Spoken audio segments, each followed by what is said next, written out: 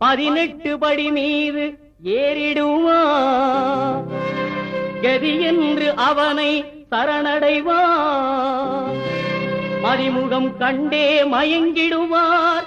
ஐயனை துதிக்கையிலே தன்னையே மறந்திடுவார். பள்ளிக்கட்டு சபரிமலைக்கு கல்லும் முள்ளும் காலுக்கு மெத்தை.